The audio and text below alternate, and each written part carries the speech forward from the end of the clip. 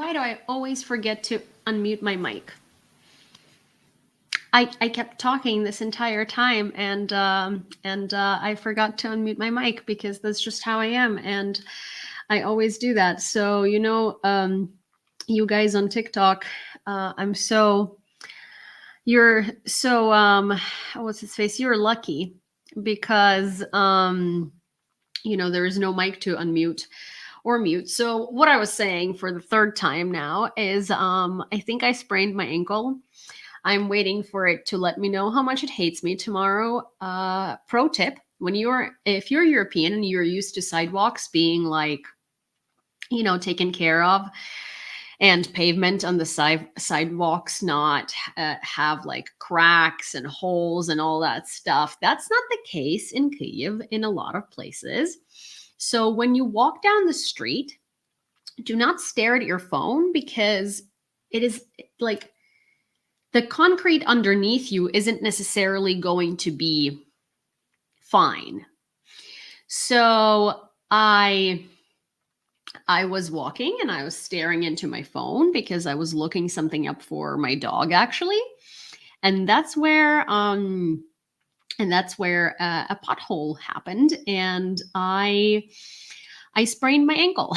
So I mean, it doesn't feel sprained today, but I know it's going to be really bad tomorrow. No cobblestones.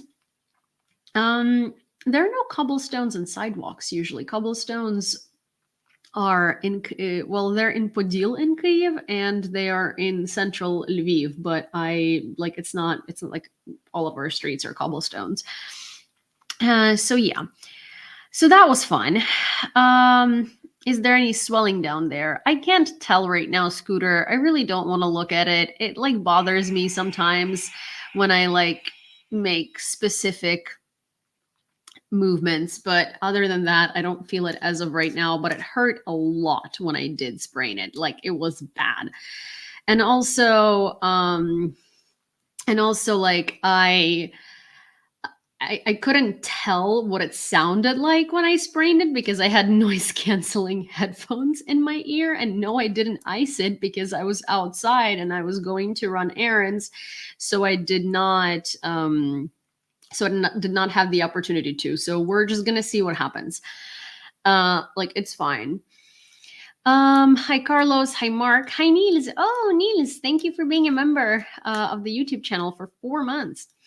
Hi, Ian over here again. Hi, Carolyn. Hi, GTPRO. Hi, Taz. Hi, Mark. Hi, Morgana Cat. Hi, Frank. Hi, John. Hi, Andrew. Hi, Jason. Hi, Ian. I think I've said hi, Ian, many times at this point. Hi, Prexis. Hi, Shayna. Hi, Ozzy. Hi, Animal69. How on earth do all the Ukrainian girls grow up knowing how to run in heels then? At least all I have known could run in them. I mean, here's the thing. Ukrainian girls, not me, can run in heels no matter the surface. I've had classmates too that could run in heels, I don't know, in a park on grass, which if you've ever worn heels on grass, that's a mistake. But anyways, yeah, I don't know. That's the whole point, I guess. It's because sometimes our sidewalks are so bad that you learn to walk and run in heels in treacherous circumstances. And then you move abroad and you're like, wow, this is nice. Might consider getting it looked at if you can. I mean, I could, but it's just not if it bothers me or if it's bad, then I'll go do that. But for right now, it's okay.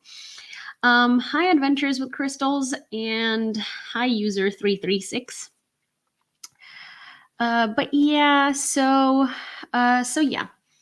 Does Yulia have a hoodie shop? No, I don't have a hoodie shop. Why? The roads in Lviv, at least the taxi drivers, the roads in Lviv are awful. They are awful. The roads in Lviv are horrendous, and we're not going to talk about it. They literally murder vehicles. It's also because it's all cobblestones, and if you have a car that's low to the ground, that's a mistake. Maybe wrap it in ice. I mean, you guys, for now, like, it's okay. If it bothers me or something like that, I'm gonna go to the doctor and I'll figure it out. For right now, I'm okay. It was just a very, very annoying thing to happen to me in the middle of like running errands. I think Ukraine is making a huge mistake. This has to be all citizens to the front now. So if you send all citizens to the front, who is going to be looking after kids? Are you do you feel like they will be in orphanages? Also, like, for instance, do you understand the structure of the military? See, like, I understand, like, people can criticize our approach to things, but at the same time, like, please don't do so if you're going to do that in an incredibly uneducated manner, because saying all citizens to the front is kind of bullshit. First of all, as we've talked about before, for instance, women can take like mortar operator positions or sniper positions. Also, 30% of our military is women, so we have quite a few, enough, if not more than enough, women volunteers, right?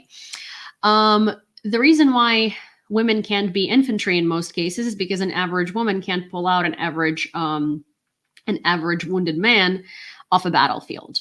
Simply because, for instance, I at 5'2" and I don't know, 120 pounds or something, cannot pull out a 6 feet tall, 200 something pound man.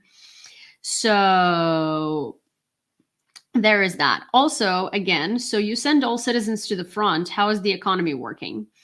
You send all citizens to the front. Who's looking after kids? What do you do with animals? So, like, you just literally want 35 million people to end up at the front. Let's take out half of that. And let's say kids. So you were sending 16.5 million or 17.5 million people to the front. Like, people, I understand that a lot of you have a lot to contribute, but like, some of you, the shit you say is just like, if you don't, like, tell me you don't understand how warfare works without telling me you don't understand how warfare works. Tell me you literally do not understand how to win a war, how to operate a military without telling me that. Like, please don't say these stupid things as if you please don't say stupid things as if you know what you're talking about, because you're not doing us any service. You're not contributing anything reasonable or necessary or like smart to the conversation, and you frankly are making yourself sound like an idiot. Are we done here? Thank you. I do think that what we're making a mistake in is not dropping a mobilization age lower than 25, because in any other country it would have been 18 plus. But the problem here is that any other country is not Ukraine. And in Ukraine, people would literally revolt, while in any other country, people would just agree with it because that's what needs to happen. So we can't drop the mobilization age to 18 immediately, because that will result in another Maidan. Also, it takes about, what, 10 to 15 civilians to support a soldier at the front. So you can't send absolutely everyone to the front. Like, I don't know, look up war economics or like military economics, you know? I don't know. Before you say something really stupid next time, maybe try doing some research about it, and maybe you'll sound less like an idiot.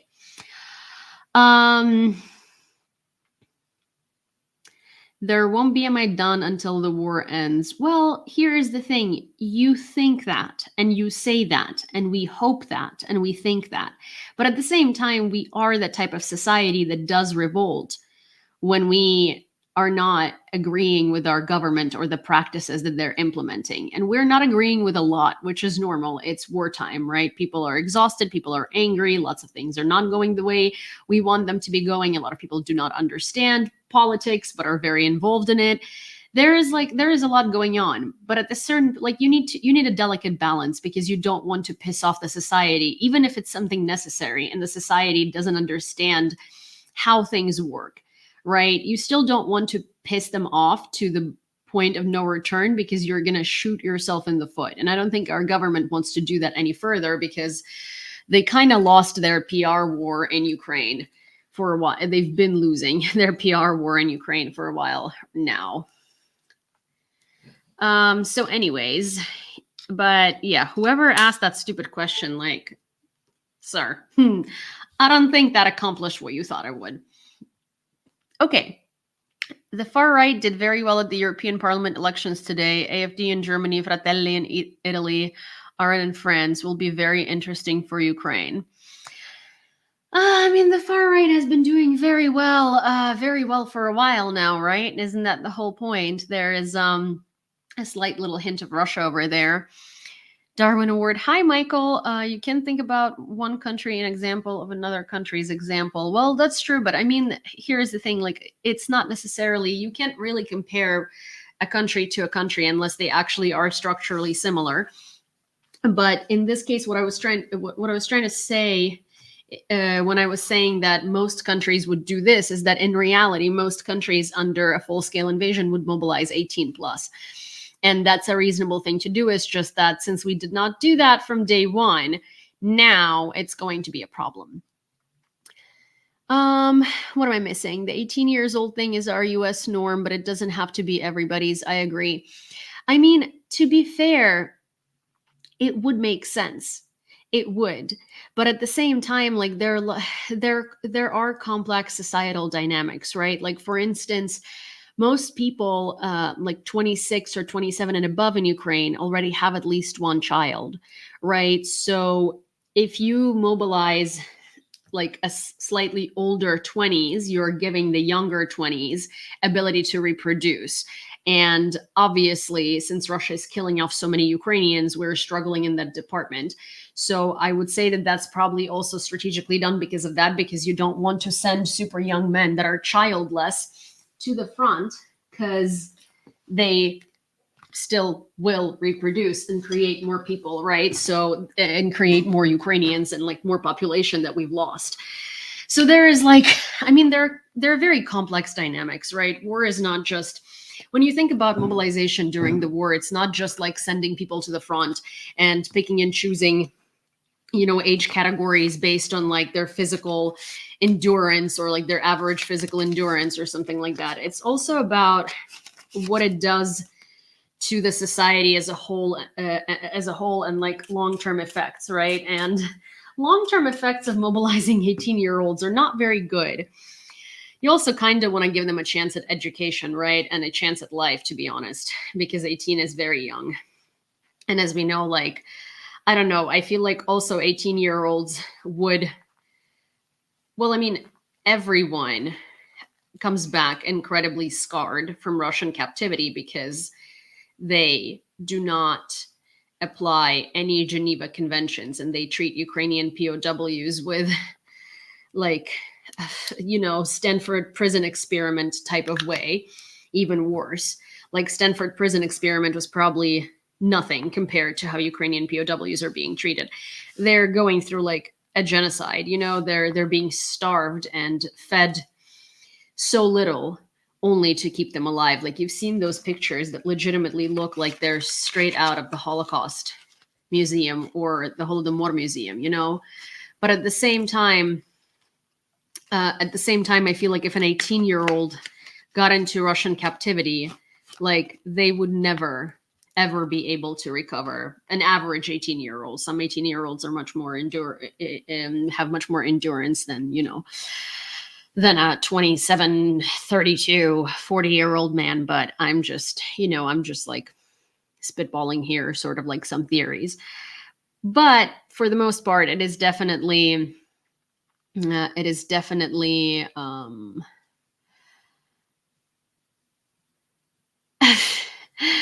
people are people are just definitely tired and would revolt. Also, Frederick over here says, sorry, but you can't blame Russia for the rise of the right in Europe. People are just sick and tired of the politicians. What do you mean I can't blame Russia for the rise of far right in Europe? Like there is literally uncovered documents that came out last year that showed that Russia spent like what, some hundreds of millions of dollars on European politicians' campaigns.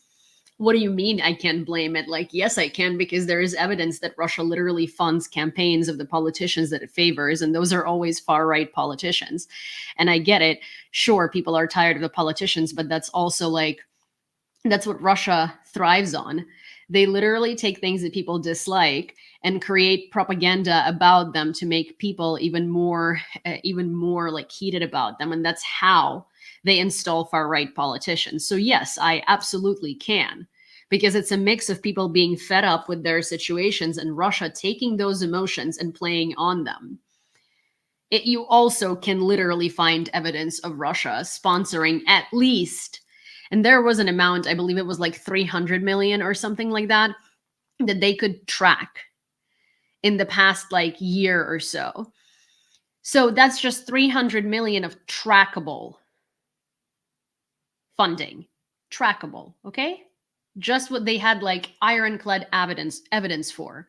So yeah, I can absolutely blame Russia. Like they invested lots of money in those politicians. So we can't really just yeah, you can't really just say that because you don't think that, or you can't really just say that because you disagree. You got to back it with like some sort of evidence, and I have it. Do you? Anyways, there was a comment. Also, there was a thank you, Russell, for the gift. I really appreciate it. Does Ukraine accept volunteers to serve in its military? Yes, we do. Foreign Legion and certain international units within the AFU, but you have to have military experience to serve there. If you're interested in serving in Ukraine, you should either contact the Ukrainian embassy or I would actually contact the Foreign Legion directly. You can find them on Twitter. You can find them in other places. However, I will say this.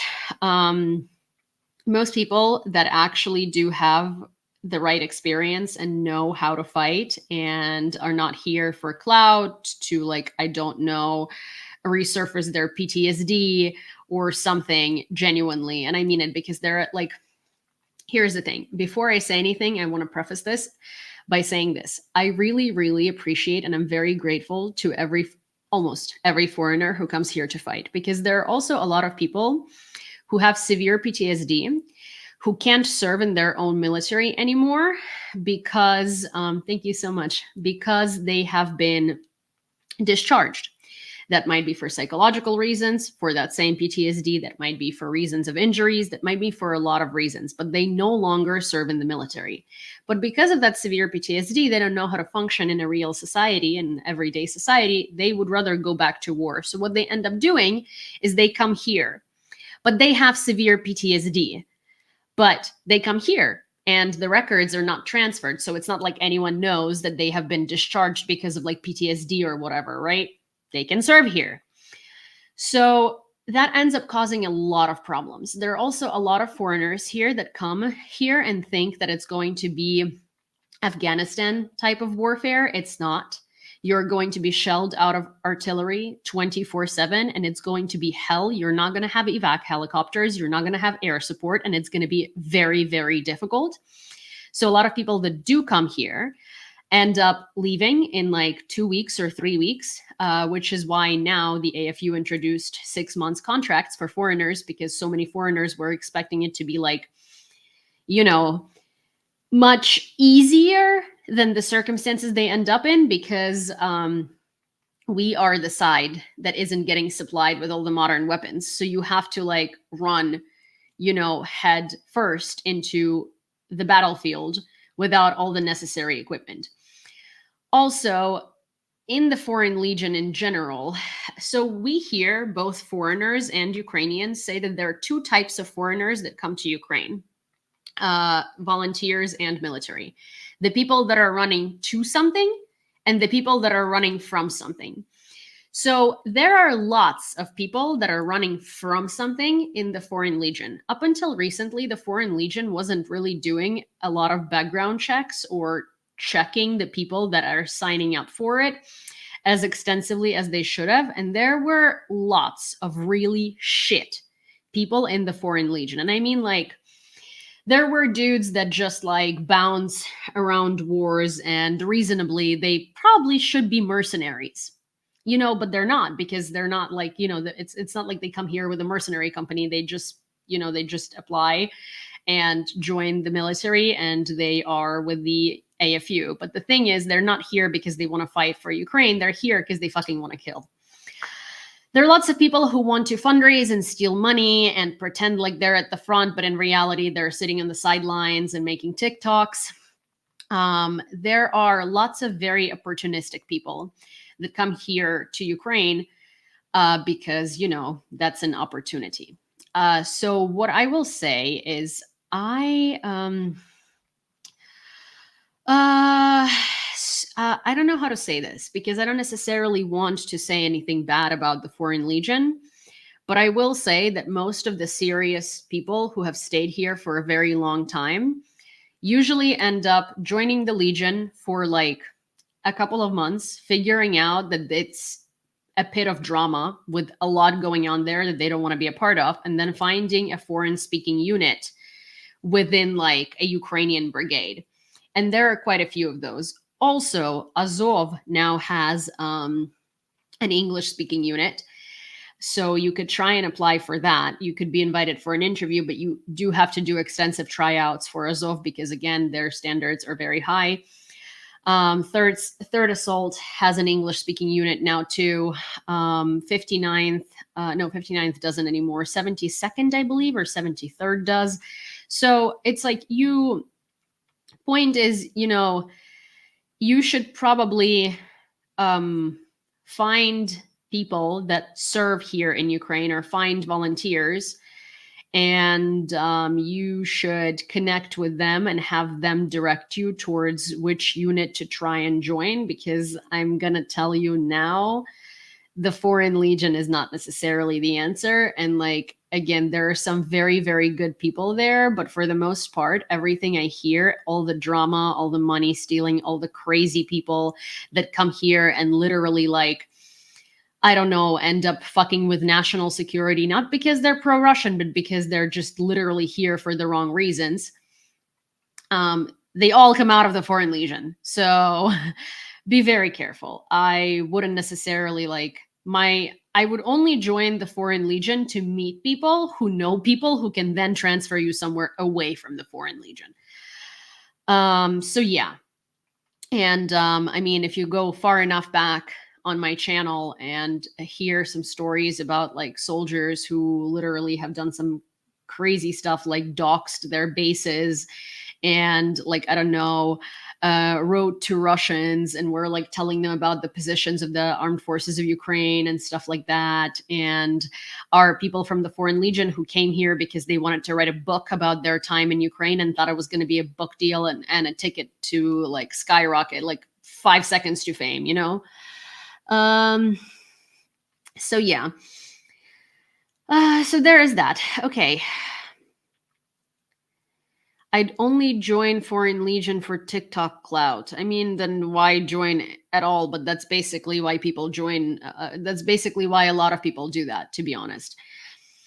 Do you think Russia has infiltrated the Legion? No, I don't think so. I think there is just, as I said before, there are two types of people that come to aid in a huge crisis. These are the people that want to reinvent themselves. And there are two types of people that want to reinvent themselves. The people that want to redeem themselves, the people that really want to help. So people who are running towards something, these are good people. And then the other type of people who are coming to a country that isn't theirs during a crisis to help with no background in like humanitarian work are the people that want to reinvent themselves because they're running from something. So there we have it. Anyways, that's already more than I wanted to like talk about the Foreign Legion or say about the Foreign Legion. But yeah, my whole point is that there are plenty of very, very good people there, but unfortunately, you have to be very careful, and you have to really like try and figure out like, I don't know, try and figure a way out of there into like a different English speaking unit, because usually it's just a hub for foreigners to meet and then like organize and go somewhere else. Thank you for gifting a membership, Anya, and thank you, Ozzy, for gifting a membership. And yeah, thank you so much. Okay, straight talk. The tactical crowd, I don't know. I mean, I just like, here's the thing. The reason why I started talking about it is because like I think I always dance around it, because like I don't want to offend anybody, right? And I don't want to sound ungrateful for foreigners coming here to begin with. Oh, hi, Jason. Thank you. But Heroyam Slava. But the Foreign Legion is a mess, and unless you want to die, have your reputation completely ruined, or get stuck in a lot of drama, I would not recommend joining it, because that's just not a very, it's just not a very good place. There are plenty of like other English speaking units within the AFU that are not the Foreign Legion. And again, like I just figured I would like give a breakdown of why I think what I think, and why I would much rather like foreigners who actually want to do the work and who actually want to fight and are not coming here to write a book or like, I don't know, fundraise or create a Twitter following. I would say the Foreign Legion is not a place for you to go. So yeah. Jason, I think that you're being asked if you knew that the Foreign Legion is a mess, because I just had a 27-minute discussion as to why I think there are way better places to serve in Ukraine than the Foreign Legion, and then the Foreign Legion tends to be incredibly messy. Hi, William. Okay, before we dive into the news,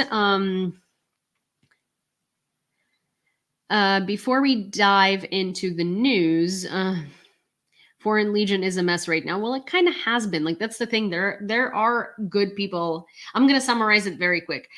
There are good people, very, very good people that are in the Foreign Legion, but the large majority of it is a mess. They also did not do background checks until recently, and they don't always do them. And so they end up like recruiting a ton of people who are just awful, who have like records back home, who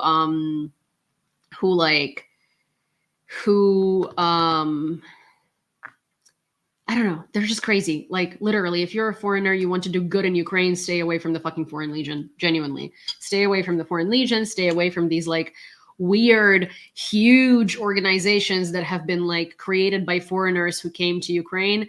It's much better to, like, find organizations that have a mashup of Ukrainians and foreigners. Because, again, there are some very, very good people that join those orgs because they want to do a lot of good. But for the most part, it's a lot of cloud chasing, a lot of donation chasing, a lot of people that come here for all the wrong reasons, a lot of drama, a lot of mess, a lot of people that are running away from whatever it is in their country. There are also people like on the internet, there are also bloggers that are foreign in Ukraine who came here literally as sex tourists and organized sex clubs where they give each other tips on how to sleep with Ukrainian girls, and they hit on 16-year-olds and stuff like that. And then, because they can't make money in Ukraine in any other way, they start creating like social media channels and like YouTube channels, and they start like traveling the country and showing you like borscht and stuff like that. And then you end up following them because they're just like foreign people who talk about Ukraine, and they never talk about the fucking sex cults they're in, So it's just like, there is a very, very, very good side to people that come here from other countries, and there is a really, really, really, really dark side to it. And the reason why it happens a lot more on the foreigners' end than on the Ukrainians' end is because you guys have passports and you can GTFO the second things get too bad. We don't. This is our country. And for us, this is like, this is it. This is kind of like our ultimate showdown. Like, we want to win this. Like, there is, it is our home. And yeah. So that's that. Anyways, before we get to the news, just a quick reminder, if you are able to subscribe to the TikTok live feature or become a YouTube member or subscribe to my Patreon or buy me a coffee, it's super, super, super highly appreciated. Really goes a very, very long way, helps keep me afloat and helps me pay my bills tremendously. So if that's something that you are able to do, I believe it's like $4.99 or something like that, or starts at $4.99 a month. And it does go a really, really, really long way and helps me a lot. with also creating content and, being financially stable and doing this every day. So, um, so there is that. Jamie is asking, "Hey, Yulia." Sorry, I'm giggling because I spelled my name as Yewleea because I thought it would be like way back when, because I thought it'd be like easier for people to like pronounce, because Yulia. But turns out the spelling is so weird that people constantly spell my name as like literally anything and everything under the sun, and I just find it very cute. I'm not like trying to be mean by any means. Do you know the ethnicity of these people that come for sex tourism? Any ideas of their country? It's not like a group of people from the same country. It's many different people from different countries. Like, there is not one ethnicity or nationality that just like came here and formed a sex cult. Like, no, it's there are plenty of different people who did that. So that's unfortunate, but it is what it is. I will say one of them, I definitely know of one person who is part of this like weird group that like hits on underage girls and stuff like that, and gives each other tips on how to like sleep with underage girls and stuff like that. And their name is Johnny. I'm not going to give you more because I don't want to like end up, creating like some online scandal with some random dude. But there is a person here in Ukraine. I believe they're a YouTuber, and they probably have an Instagram, or maybe they're on Instagram and they have a YouTube. I don't know, but their name is Johnny, and their like last name, I guess, is 2 letters, or their like handle is Johnny and then 2 letters.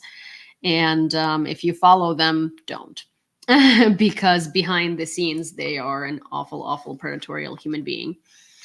But I don't want to, say anything else. And I don't really want to sort of, it's not my place, honestly. I like, these people are awful and I really don't want to deal with them. Okay. Moving on. So let's get to the news. Oh, also the reason why I was gone these past couple of days is because, well, first of all, I just had a lot to do, and I'm starting a new show with a new channel in a couple of days. And my lease was up in the US and I had to renew it. And in order to renew it, I had to pay a substantial amount of money up front, which I was able to do because a friend of mine helped me out with it. And now I'm basically like going to put roommates in my apartment, and they're going to pay rent to my friend. But I'm still a tiny bit short, and I have to figure that out tomorrow. But I basically can't not have a lease in the US because I no longer live in the US. And for me to keep my green card, there has to be an intent on living in the country. And so if I give up my lease, there is no intent on living in the country. I can be stopped next time I go through customs. I can be stopped next time I go through customs, and they could take my green card away. There is a lot of nuance to being a foreigner with a green card. And also I have like 13 years worth of life in my apartment in the US. And I mean, there is a lot of stuff there that's like valuable and stuff. There is also Vasil. For those of you who don't know, 2 years ago, this Ukrainian kid, well, he's not a kid anymore, but he was 17 at the time. He came over to the US and he lives in my apartment in one of the rooms because he's a young gay kid from like a village in Ivano-Frankivsk region. And, like, I did not want him to get mobilized. He's like 5'4", and he is, he would be cannon fodder, and he was able to come here. And so he lives there, and I see him as like a little brother. I feel a great sense of responsibility over him. And he was in Rick Roller's channel today. Who? So yeah, I feel a great, can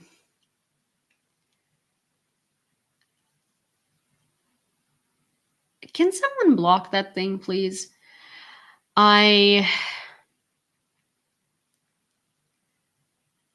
YouTube just recommended me to your channel. Hi, Mark.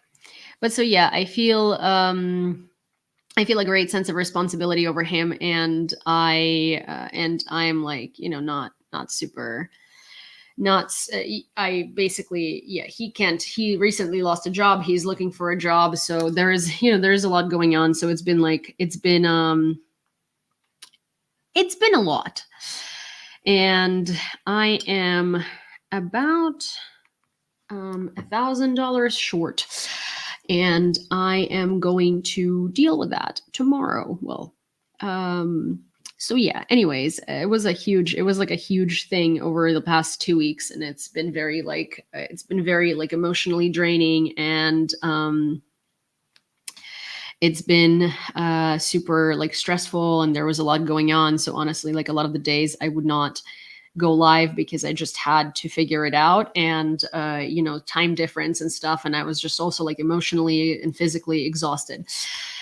Waleed said, is there a reason you can't be a US citizen since you have been in the US for 13 years? So it doesn't matter how many years you have been in the US, it matters how many years you've worked in the US and what type of process you have for your green card. There is no reason that I can't be a US citizen. It's just that I'm not eligible to apply for a US citizenship for either a year or another 3, depending on a couple of different factors. And I'm not comfortable discussing those factors because they are out of my personal life. So yeah, so no, there is not really a reason why I'm not eligible to be a US citizen, but I only got my green card last year. And there was a long process. And thank you so much, Andrew. I really appreciate that. Like genuinely very much. So yeah, so that's kind of the thing. And that's sort of why I've been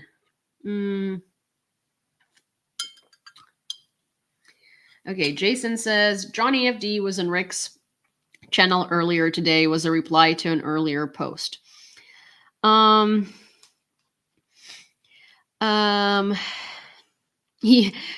an American in my book. You even sound like us. Another cultural victory for the US. That's actually kind of funny. Yeah, I mean, you should try UK, Yulia. I have heard they've taken many in Scotland. I mean, I don't like, it's not about trying, like I don't necessarily need a foreign citizenship. Like that's not the point, right? It's not like I love Ukraine. I love living here. It's not about having a foreign citizenship. Like I'm not trying to get out or run away. It's just that like I've built a life in the US based on the fact that I worked there. I went to school there. I had like, so many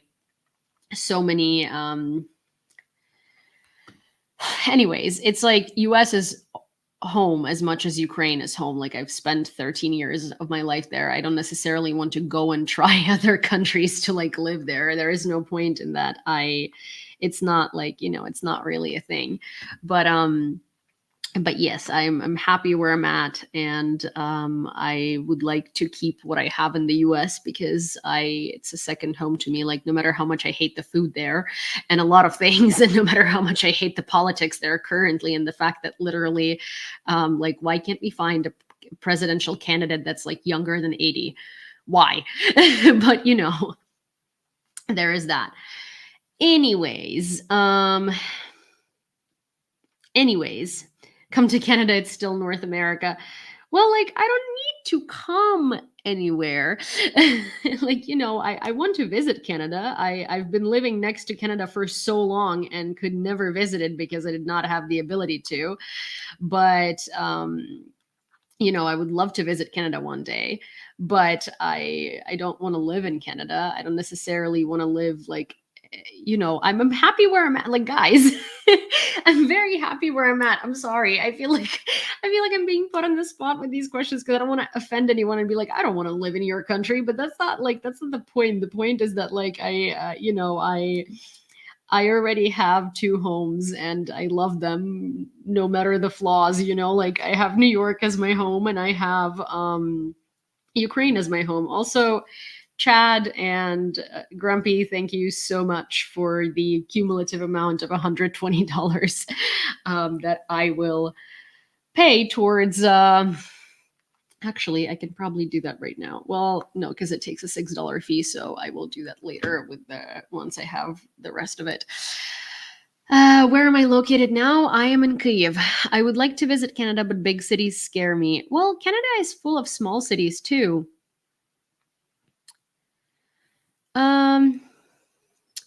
Okay, so there is like a big discussion happening on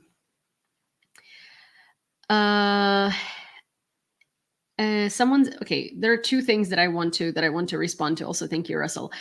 One is, Yulia, are most Ukrainian girls like you? You seem very personable, but would you say that's because you lived in America? I don't know what most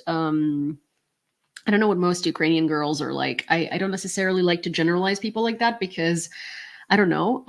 I definitely can tell you that I don't necessarily come off very Ukrainian to Ukrainians because like I've lived in the US since I was 16, right? Like most people usually tell me that they can tell that I've lived somewhere else, or that I'm not like necessarily, like that I haven't been in Ukraine for a long time. So I don't necessarily come off very Ukrainian, but also like I think it's very case by case. Like some people are personable, some are not. One thing I will tell you that is really like not a thing here is that in the US, right? Like you will go down the street and you'll be like, oh, hey, how are you? And then you're like, oh, hey, I'm good. How are you? No one does that here.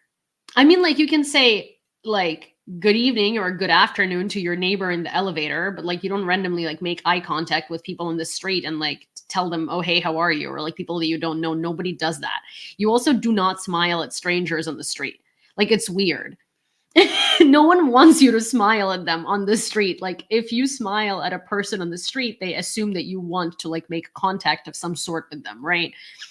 You don't just like yeah, it's like it's weird. Like for instance, I think people like I make small talk with like shop associates in stores, and I think they find it weird too. I mean, it's kind of like I am very Americanized in that way, and I used to. So here's the thing: like I flipped 180 because when I first moved to the U.S., I think people found me weird because like I would come off bitchy because I did not do any of these things. Like I wouldn't say like, oh, hey, how are you? And then like respond like, I'm good. How are you? Because people like, if you ask someone how they are doing in Ukraine, like you will hear how they are doing because they think that you are genuinely asking them how they're doing. And if you're a stranger, they're just like, why the fuck are you asking me, right? But now I like randomly talk to people and I think people are confused because they're like, why? Like I'll be making small talk with like salespeople, and they'll be like, they'll say something, and I'm like, oh yeah, like I've been there, and like this and that, and they're just like, why are you talking to me? And I'm like, I don't know. Oh, thank you, QR, and also thank you, Ralph, Jason, Kat, and I think I'm missing someone. Let me see. Oh, great! My PayPal glitched and literally, like flushed, not flushed, but literally, it like closed itself out. So thank you. Oh, great. Let's wait for activity loading. Okay, Ralph, Jason, Kat, Chad, and Grumpy, thank you very much. And that's $482 altogether. That's kind of crazy. And thank you very, very much. I mean, I probably will pay that last bit on live I'd rather die in a fire than have a random conversation. I believe you. But yeah, I'll pay that last bit literally in the it's at the end of the live probably. I don't want to see if I show you the app, you will see if I show you the app itself, you will see you will see like my details, and I don't want that. Sorry, I love you guys, but like, but no, you will see my address and my full name and all that. I was like gonna show you my screen, but then I was like, wait a second, it has my name in big bold letters up at the top, and then on the bottom, and then my address. Thank you. And also thank you, Chad. Oh, hi, Antelopes. LOL, don't dox yourself. Yeah, imagine like out of anyone, I'd be the one doxing myself. That'd be freaking hilarious. Kat wants to know why there has been no 69 cents. There literally just was. I'm not even kidding. I think that just happened. Yes, 669, which brought us to 488.70. Sorry, that's just too funny. 669. 69 noise. You are funny, Odin. You are super, super funny. But also, wait, there was a conversation that I wanted to react to because it was like kind of happening and I couldn't it was kind of happening in the background and I couldn't really do anything about it because I was talking. But there was a conversation about this person that I mentioned that's a part of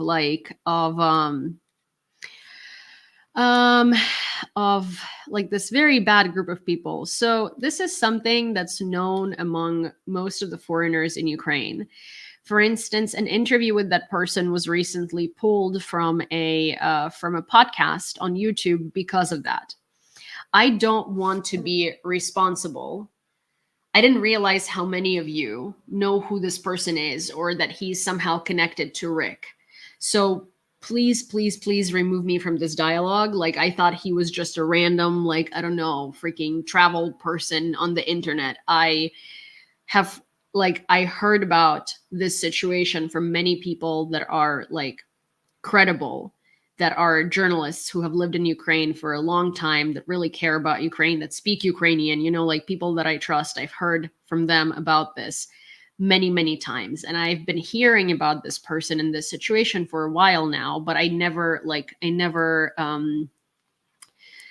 I never remembered their name. It's just always been like a thing. And I've never met them or like encountered them or anything like that.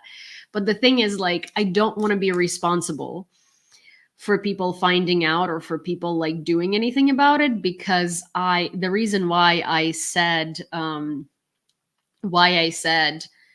didn't want to say their name so people wouldn't like look them up. And I was kind of like, I literally thought no one would know who this is. And I said that in a way of like, oh, if you follow this person, don't, right?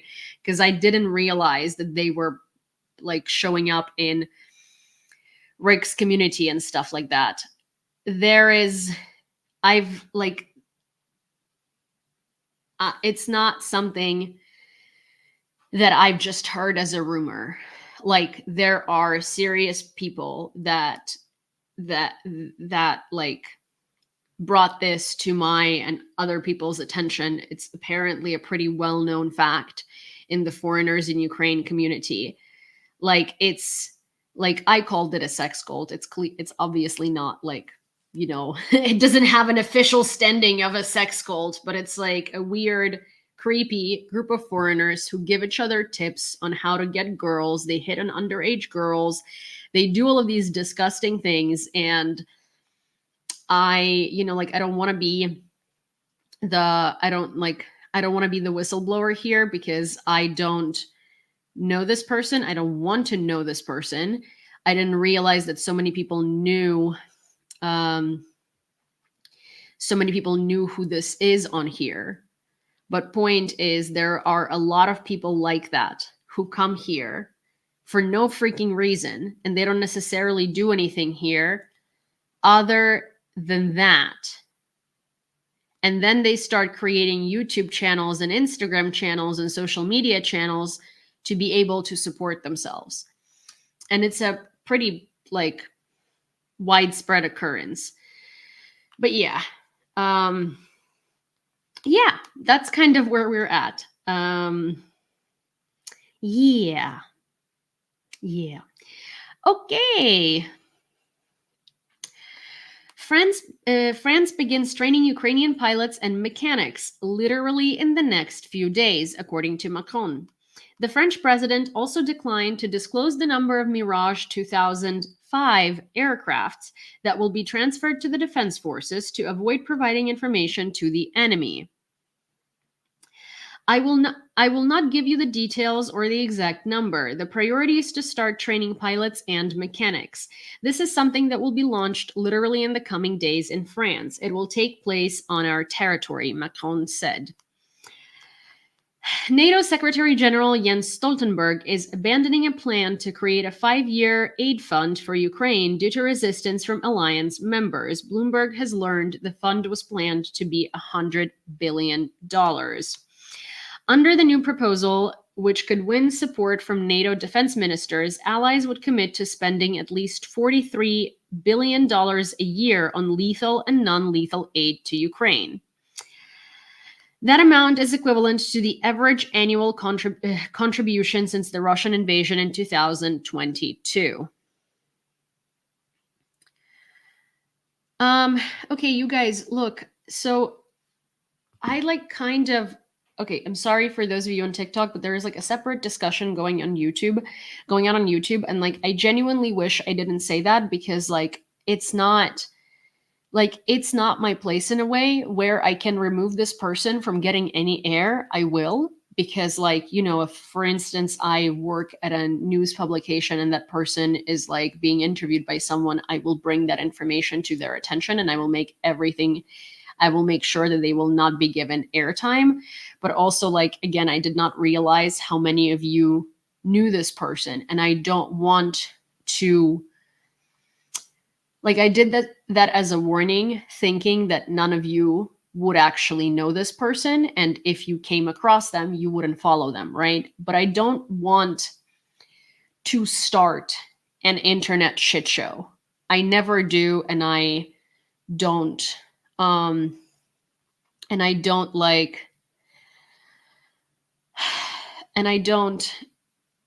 it's not sex tourism is fucking horrible and people like that should go to hell, honestly, and they can go fuck themselves out of my country. But at the same time, I don't want to be in the middle of a scandal blowing up like that. It was just my warning to you if you came across them. I don't want anyone to go to go start a shit show about this or anything like that. I didn't realize Rick knew them. I will let Rick know what I know and who I know this from. But I don't want to start, I'm actually probably going to cut that bit out of this video when this video airs, because I don't necessarily want, I don't know. I hope that's understandable. It wasn't meant to start a scandal, it was meant to warn people to not follow this person. And again, I did not realize that there were so many people already following them. Okay.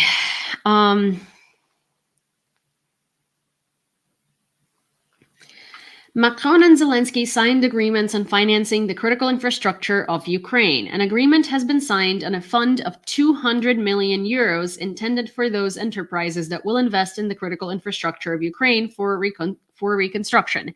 We also decided that 60 million euros from this fund will be dedicated to the energy sector and its priorities, Macron announced.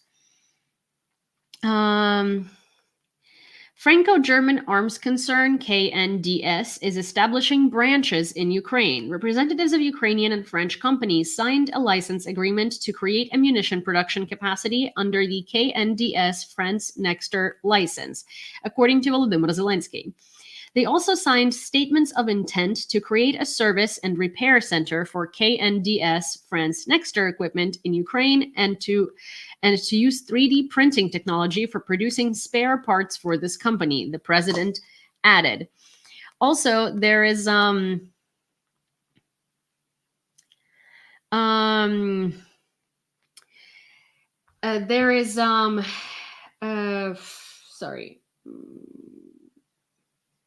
What I got distracted by a comment.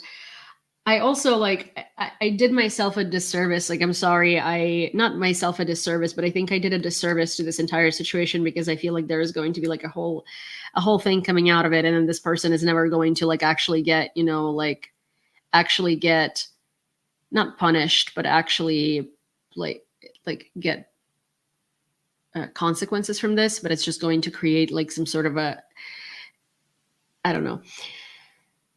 So about 3D printing, I actually know quite a few people. I will not name them because probably not safe and not good to say that they do that, but I know quite a few people that are 3D printing very important details that you wouldn't think that you could make at home on like a 3D printer that help Ukrainian soldiers load faster, that creates certain parts for drones that drones are not being sold with. So 3D printing is a very cool thing, and if you have a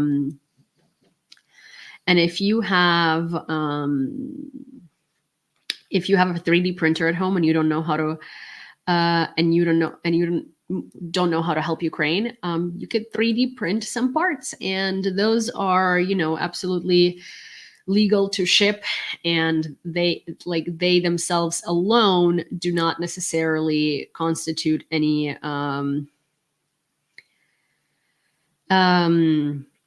they themselves do not constitute anything like forbidden. You can definitely ship it.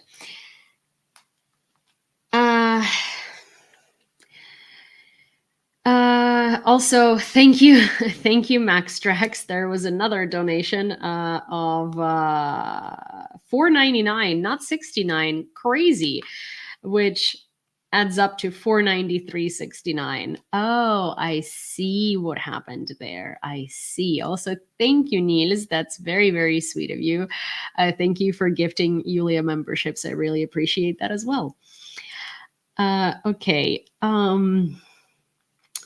Drones attacked the Mozdok airfield in North Ossetia, a site from which the Russians launch MiG-31K and Tu-22M3 aircraft to attack Ukraine. Local authorities reported that Russian air defense allegedly shot down 3 UAVs near the airfield. Local residents shared a video of the drone flight, followed by an explosion on the internet. This is the first official report of an attack on Mozdok since the beginning of the full-scale war. The airfield is located about 1,000 kilometers from the border with Ukraine. This video contains profanity in Russian, so I'm going to mute it, but I'm going to show it to you. It's an airfield that was attacked. Hi, Foodie.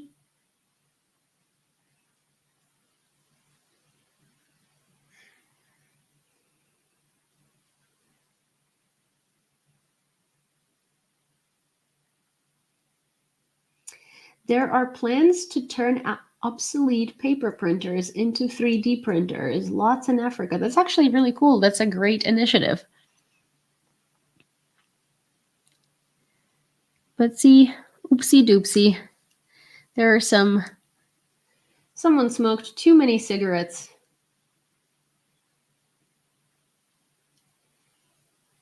Hi, Dave. Someone smoked too many cigarettes somewhere in the Russian woods. NATO is considering sending a permanent representative to Kyiv to strengthen long-term commitments to Ukraine amid the country's war against the Russian Federation, according to Foreign Policy. If approved, this plan will be presented at the upcoming NATO summit in Washington in July. It proposes creating a new position of of NATO's senior civilian representative in Ukraine, modeled after a similar role NATO had in Afghanistan during its nearly two-decade presence there. This envoy will coordinate the alliance's support for Ukraine, including the flow of military aid from various Western countries. The establishment of this new post would send a political signal to both Ukraine and Russia of NATO's commitment to Kyiv's fight, as the Ukrainian government seeks permanent membership in NATO to bolster its defense against Russian military aggression. While several Western officials welcome the creation of this position as part of a broader package of NATO support for Ukraine, some NATO officials privately view it as a part of a pared-down aid package that falls short of Kyiv's primary goal of formally joining the alliance. This is part of the consolation prize that we are all trying to create. This is another example of what we are doing instead of what Ukraine really wants from us, said one NATO official who spoke on condition of anonymity. See, I really like when there are people. I understand that they need to speak on the condition of anonymity, but this is key here. This is part of the consolation prize that we're all trying to create. This is another example of what we're doing instead of what Ukraine really wants from us. In other words, really needs us to do. Yeah, that's the thing. Biden the other day when he said, like, yeah, I don't know. I mean, like, I don't see Ukraine's path to NATO, but I see, I see strengthening Ukraine's defenses for NATO, which we're going to talk about Biden in a minute. The permanent representative of Ukraine at the UN, Serhiy Kyslytsa, called on members of the Security Council to stop referring to the war of the Russian Federation against Ukraine as a Ukrainian crisis. Russia is killing Ukrainians because it simply wants to erase Ukrainian statehood and the Ukrainian nation from the face of the earth. Is it correct to call such a desire a Ukrainian crisis? Ukraine, its people, environment, and infrastructure suffer the most from this war of aggression, which has become a consequence of the Russian crisis. At the same time, for more than 2 years, we continue to hear in this hall, Ukrainian crisis, instead of talking about an international armed conflict. Enough euphemisms that only hide the responsibility of the aggressor.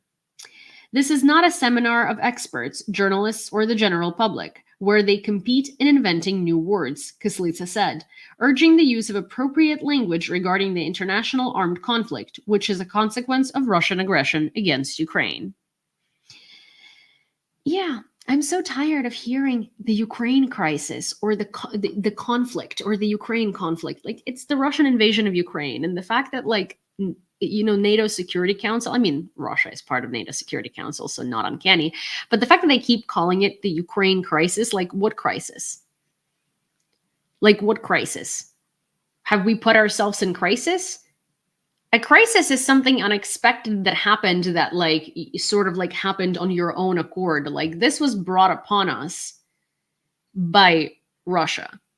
Also, speaking of, so because some of you guys, or most of you, don't really have TikTok, and this video was too long to post on YouTube Shorts, I want to show you something because I came across a video of this one guy who's Russian, but he's been living in the US for a while, and I'm very bitchy and very sarcastic in my response to him or my stitch, but I genuinely have no regrets and no remorse because screw him. He was drinking and driving a bottle of vodka because he found out that his friend, who was a real upstanding guy, died while invading Ukraine. But the best part of all of this is that he calls it the war in Russia. Anyways, give me 1 second and we're going to get to it. I'm going to show it to you. And if you're on TikTok, go watch it. Sure, you heard of the war in Russia? Well, no, sweet cakes. I have not heard about the war in Russia. I'm sorry. Is someone invading Russia? Have I missed something on the news as of late? I have friends there in Ukraine. Oh, I have, however, heard a thing or two about the war that Russia started in Ukraine, the invasion. Yes, Yeah. that one. That one I've heard about. Anyways, the sarcastic demeanor aside, this guy is talking about how he got adopted from a Russian family who was not doing very well. His father died. His mom is an alcoholic. Now he lives in the South in the United States. And his best friend from Russia that they used to steal with together and do a lot of really bad stuff in the orphanage they were both placed in or something like that, died in the war in Ukraine. Not in Russia, in Ukraine. That might be the vodka speaking, my friend. So he's upset because his friend went to invade a country and it didn't quite work out as planned, because instead of looting toilets and bringing home washing machines, he ended up meeting his end there. And okay, fine, this guy is a bit biased because he's from Russia, and definitely, in my experience, these people do not lose their imperialistic mindset, no matter whether they're in Louisiana or Vladivostok. Really doesn't matter. But the people in his comments who are all sympathizing both with his ignorance and his friend. Hey, the man came to invade a country and happened to die while doing so. Now, he would have gone to prison if he refused to go invade the country. From where I'm standing, he would have been alive and well in prison had he not done that. Sorry, bro. Sure, you heard of. So there are lots of people in my comments that are like, oh, but he did not have a choice, blah, blah, blah. He, like, what if he was forced? Like, dude, between like going to prison, which actually not a single Russian has been arrested for refusing mobilization so far, but many have been killed at the front. It's like between potentially going to prison and becoming a mass murderer, you are choosing to become a mass murderer. Okay, cool. Anyways, but the people in the comments are all like sympathizing with this man and his friend and all of this stuff. And I'm just like, are you okay? Are you okay? I'm sorry. The man went to a country to invade it. And instead of invading it, died. Didn't go to plan. And you're upset? Anyways.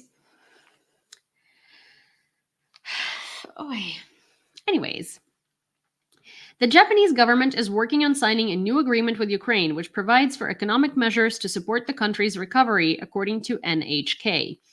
Japanese government sources report that preparations are currently underway for talks between Prime Minister Fumio Kishida and President of Ukraine Volodymyr Zelensky, and the signing of a document on the sidelines of this year's G7 summit on June 13. Given Japan's constitutional restrictions, among other factors, the proposed cooperation is likely to focus on economic aid for Ukraine's recovery, with an emphasis on the energy sector. It is expected that at the upcoming talks, Kishida will also announce Japan's intention to continue tough sanctions against Russia and confirm cooperation with Ukraine.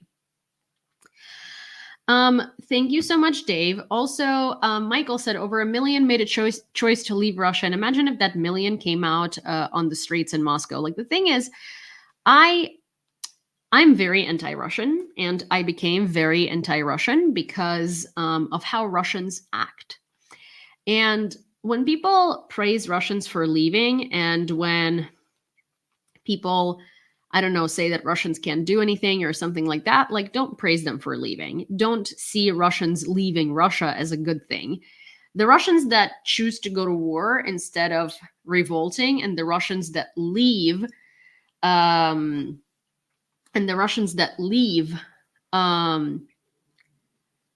country, they're not to be praised, because all of those people who left could have gone and protested against their government. When they say we can't do anything, it's because, like, you can't expect to overthrow a dictatorship without getting hurt. They expect to overthrow a dictatorship by standing with a sign that says no to war. And then when they get beaten by police, they're like, I got beaten by police in a dictatorship. I can't do anything. No. You can, but that includes you getting hurt. But then they're like, but we don't want to get hurt. We would rather watch you die in Ukraine and get hurt than get hurt by a police baton. You see what I'm saying? Like, we are already getting hurt, and they're letting us get hurt and die and get R-worded and get, starved in captivity and like and get tortured and get mutilated, and all this shit because they don't want to be beaten by the police. But the thing is also, like, when you see Russians at these protests, the miserable protests that they have had in the past 2 years, when someone starts getting beaten by the police, the rest of the people start filming it and then they fucking run away. In Ukraine, when someone gets beaten by the police, people are beating the police. Because in reality, it's not like there is more police than citizens. There are more citizens than the police.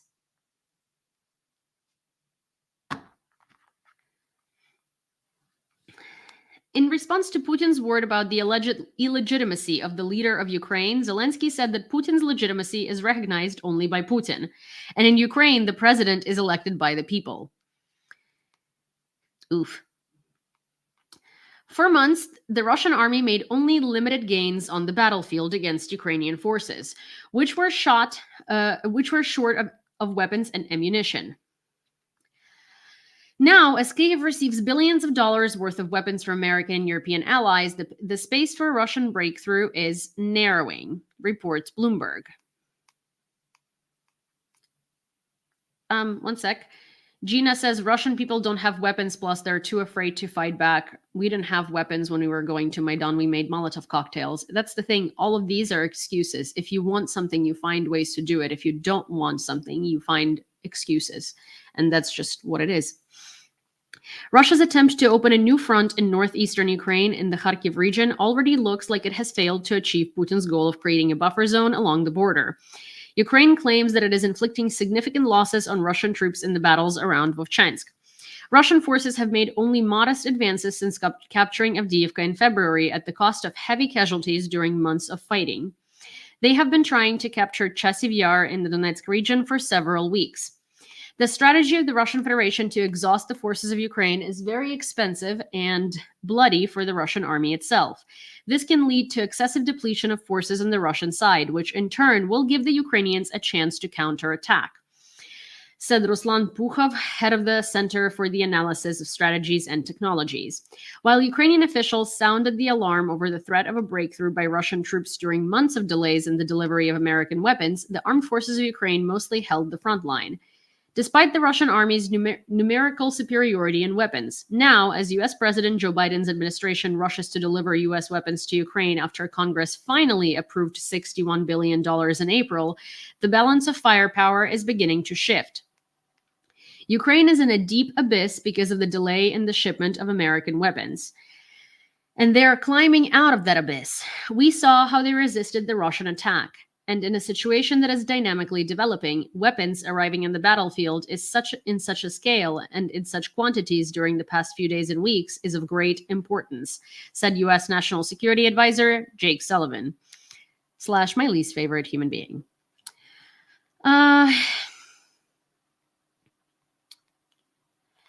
Okay. Germany is considering sending a fourth Patriot air defense battery to Ukraine, according to Bloomberg. The decision has not yet been finalized, but discussions on this issue are actively ongoing. Ukraine's Lyudmyla Olyanovska surged past her rival 2 or 3 meters from the line, leaving a look of horror on Garcia Caro's place. The 31-year-old Olyanovska, a silver medalist at the European Championship 10 years ago, later dedicated the medal to Ukraine. I was tired in the last kilometer and the last meters, but I wanted to win this medal for my country so much, she said, as per European Athletics. This is her, and this is what she did. So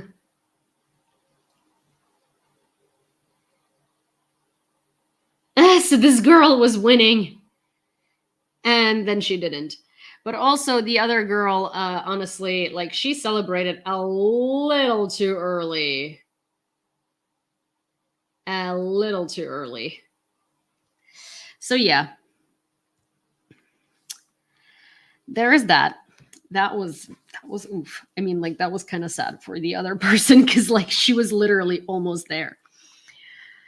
Olaf Scholz. Putin must realize that he will not be able to win this brutal war and that peace for Ukraine must be concluded on fair terms, said Scholz in the podcast Kanzler Kompakt on the eve of the Summit of Peace for Ukraine in Switzerland. We are working tirelessly for this fair peace, the German chancellor emphasized. Yeah, except not hard enough to give us Taurus missiles, because those are not good, you know. Those could just escalate things with Russia, right? The Taurus missiles. On Saturday evening, a large-scale failure occurred in the work of the Telegram messenger. 72% of users who reported problems have difficulties connecting to the social network servers. 26% complain about the operation of the application, and 2% cannot log into their accounts. So that's very interesting. I wonder what's happening and why Telegram was down on Saturday evening, because that seems like a large scale attack, to be honest, when something like that is happening and users cannot log into their accounts, they can't reach servers, and everything is just malfunctioning. It does not seem like it's just like a oopsie doopsie. It seems like something was going on. So here is a controversial little thing with Joe Biden. Putin will not stop in Ukraine, stated US President Joe Biden during a meeting with French President Emmanuel Macron. As part of a state visit to France, Biden met with Macron in Paris and reiterated Washington's support for Ukraine in its fight against the Russian invasion. The threat will hang over all of Europe, and we will not allow this to happen. The United States stands side by side with Ukraine. I want to say again, we will not go anywhere. This is interesting because, see, Biden is Scholzing at this point, right? It's like he says that Russia will not stop at Europe. Yet Ukraine, I don't see the path. I don't see a path for Ukraine to NATO because corruption or whatever. It kind of makes no sense because he contradicts himself. And I understand that he sort of also has to like tame his tune a little bit before the election for the more like, conservative crowd, which is not going to vote for him anyway, so I don't know what he's doing. But Biden is a hypocrite, and the way that he speaks it's so hypocritical. It's like, Putin will not stop on Ukraine. The entirety of Europe is under threat. Yet I am not going to give Ukrainians what they're asking for because, that could escalate things with Russia. So why do you care if things are going to escalate with Russia if you know that Putin is not going to stop at Ukraine? Why do you care? Also, you are much stronger than Russia. You can beat Russia like a fly. But so what's stopping you? Why are we talking but not acting? Yes, US does provide a lot of ammunition to Ukraine because US also has the most ammunition and the most weapons and the most capacity. But the thing is, US does delay deliveries of very critical things to Ukraine or approval of very critical things.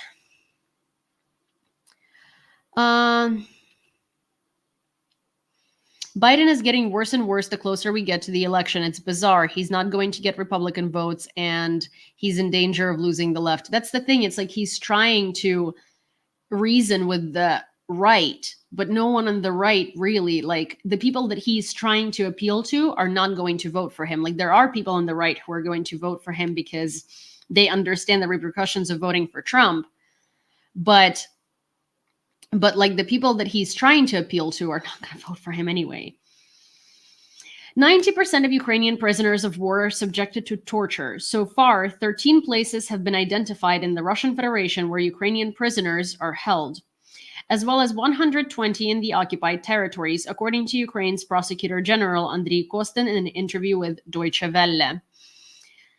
90% of Ukrainian prisoners of war are subjected to physical and moral torture, as evidenced by the screening of those who returned from Russian captivity. The first so-called screening, an informal conversation with prisoners of war who are now returning, shows that up to 90% of our people suffer from various types of torture, inhumane treatment, including physical, sexual, and mental violence. Russia has created a system built on torture and inhumane treatment on its territory and in the temporarily occupied territories of Ukraine. In turn, Deputy Head of the Department for Combating War Crimes Committed in the Conditions of Armed Conflict of the Prosecutor General's office, Taras Semkiv, said. To date, Ukrainian law enforcement officers have interviewed more than 2,200 out of 3,200 former prisoners about the circumstances of their stay in Russian captivity.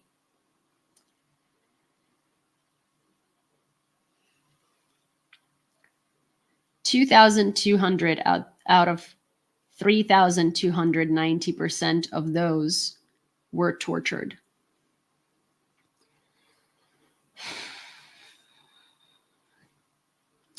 On June 8th, 2024, an Su-57 multi-purpose fighter of the Russian state was hit at the Akhtubinsk airfield in the Astrakhan region of the Russian Federation, located 589 kilometers from the combat line, according to the main intelligence directorate. Satellite images of the aircraft parking at the enemy airfields provide evidence of this. The images show that on June 7th, the Su-57 was intact, and on the 8th, there were ruptures from the explosion and characteristic spots of fire damage near it. The Su-57 is Moscow's most modern fighter, capable of striking with Kh-59 and Kh-69 missiles. Only a few units of this aircraft are in service with the Russian airspace forces. This is the first recorded instance of Su-57 damage in history, the message reads. So those are the ones that Kinjals. Russia had only 6 Su-57s that can fight. On June 8th, the main intelligence directorate struck one such aircraft. So 5 now. Woo!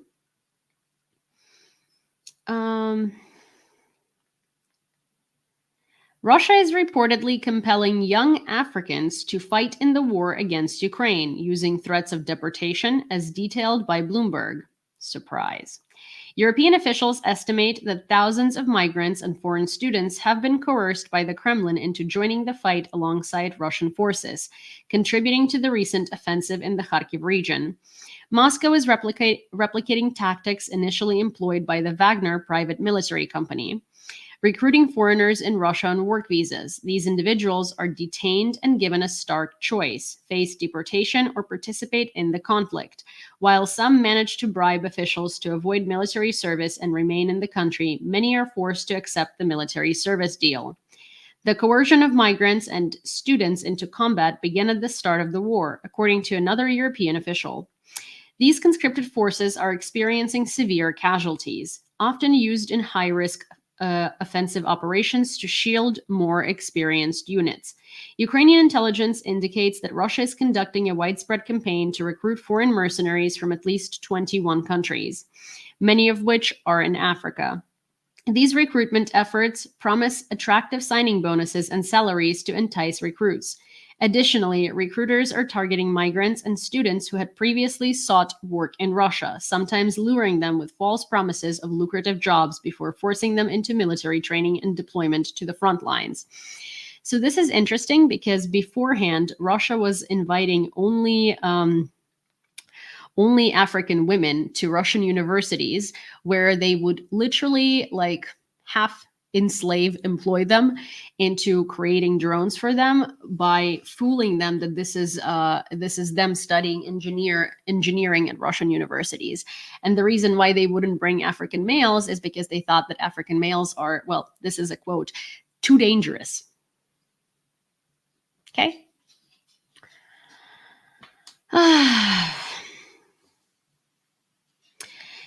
The armed forces of Ukraine will begin testing Ukrainian-made air defense systems, according to the Air Force. Serhiy Golubtsov, head of the aviation at the Air Force Command, mentioned that they are also working on converting and creating modified aerial bombs from ordinary free-falling ones. This involves selecting a wing, GPS module, and control module. The first test of these Ukrainian-made bombs are set to start in a few weeks. Additionally, the Air Force currently uses Western-made anti-aircraft guns such as the GBU-39 and the GBU-62 of various calibers.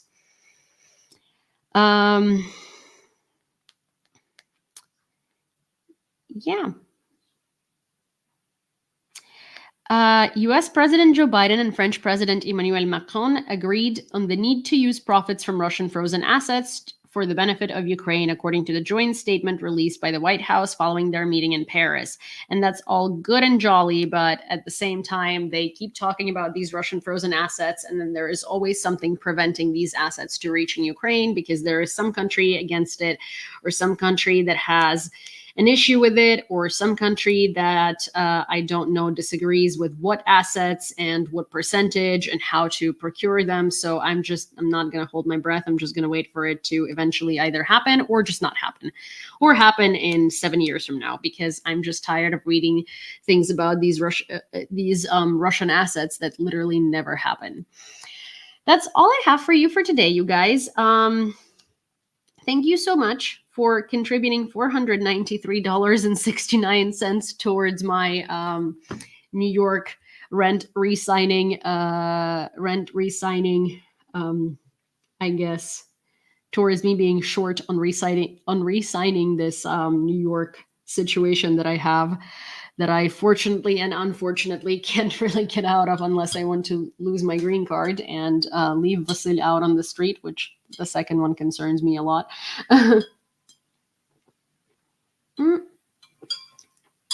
Sorry, I really needed to drink something, and this is kombucha that's cola flavored, and I need to stop drinking this because it actually makes me more parched, and it's like you can't drink these every day, as it turns out. It's not good for you. So I need to find something that, isn't this. But I just needed to drink something because I've been talking for this entire time. I should just start drinking water.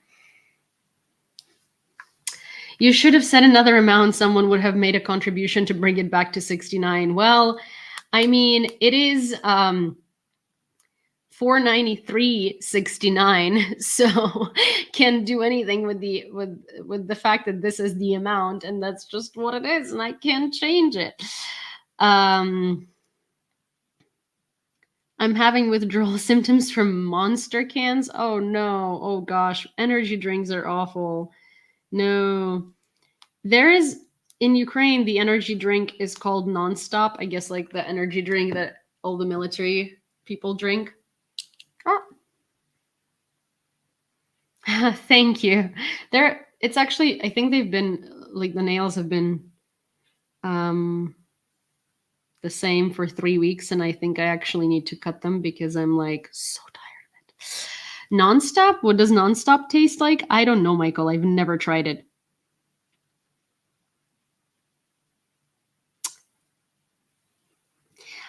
Oh, here is a person. Why do you ask pro-Palestinians to speak on Ukraine while you don't speak on Gaza? Here is a thing.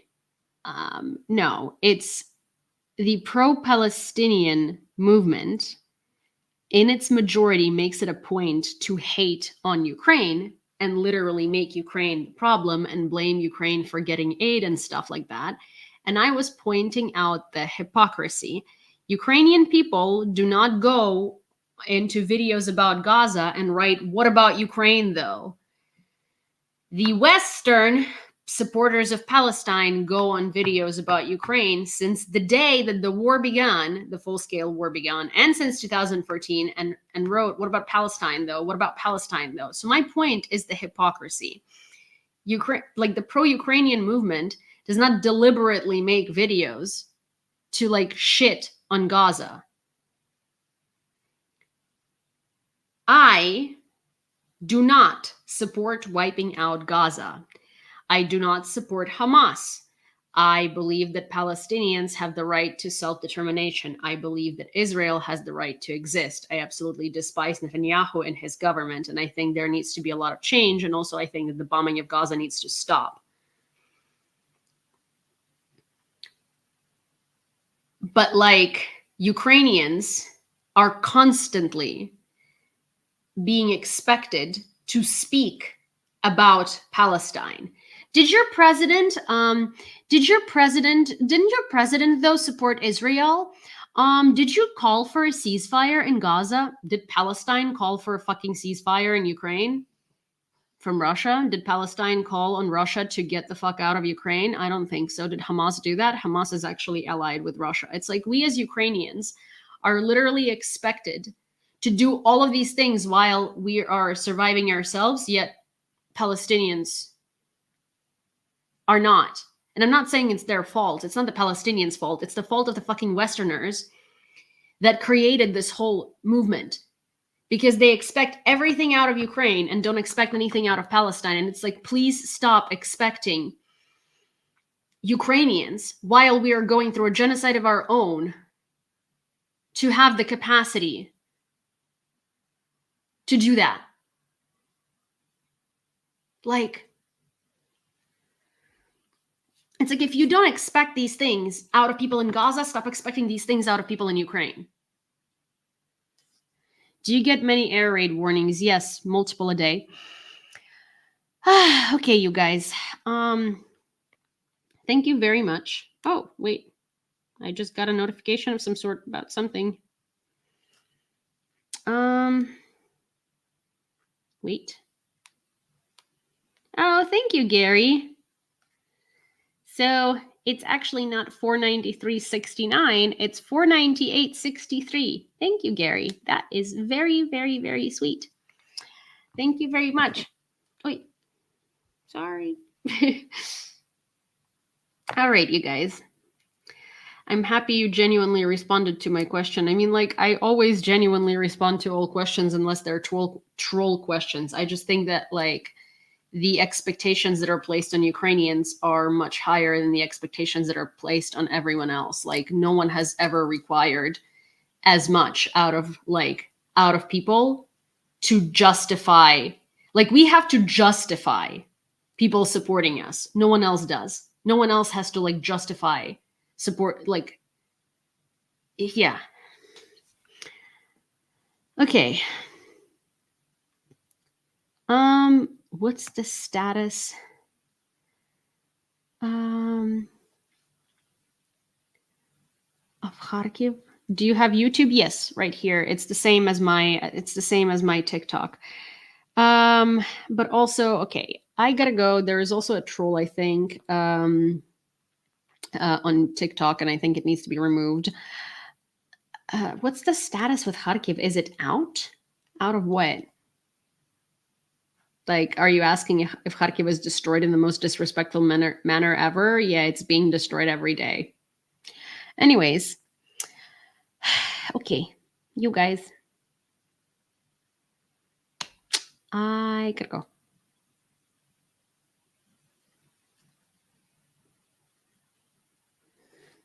Bye. See you tomorrow. Good night. Bye.